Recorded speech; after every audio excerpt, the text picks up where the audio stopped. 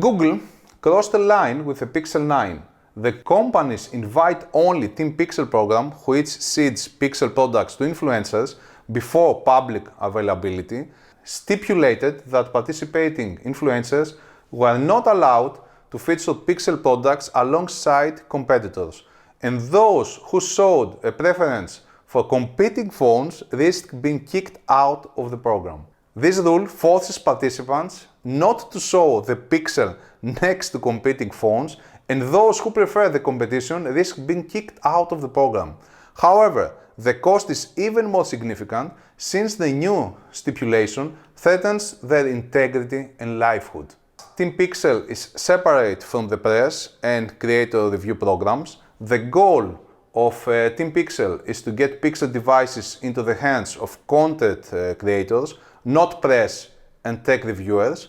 The link to the forum appears to have since been shut down. The new stipulation has upset many creators in the TeamPixel program.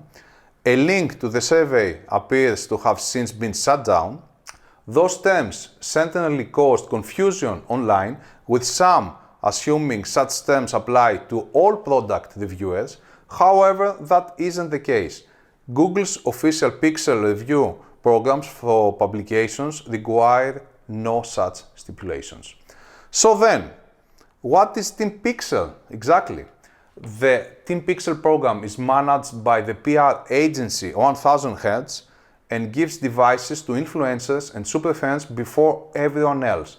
1000Hz is a social transformation company that sends early units to influencers and superfans to drum up interest as brand ambassadors.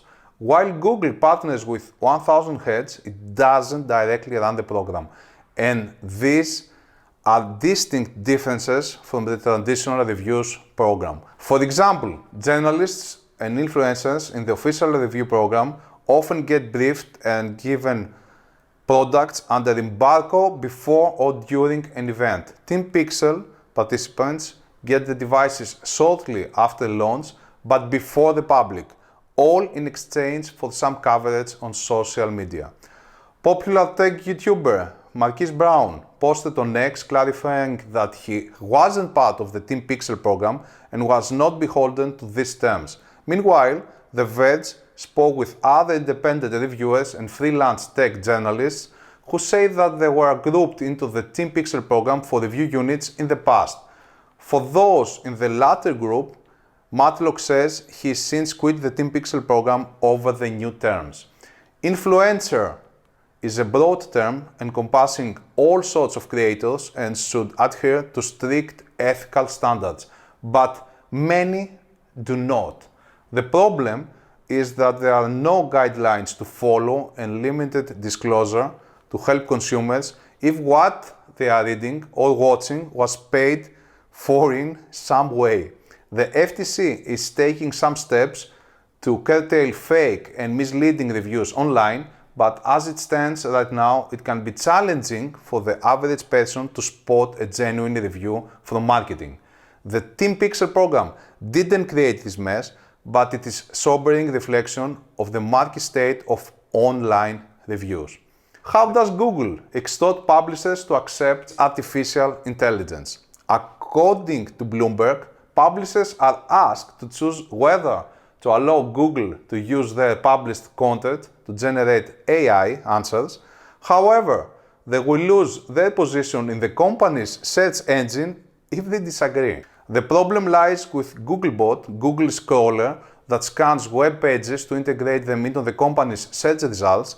If publishers refuse to let Google use their content for the AI company to provide answers to search results, they will also lose the right to be included in search results in general.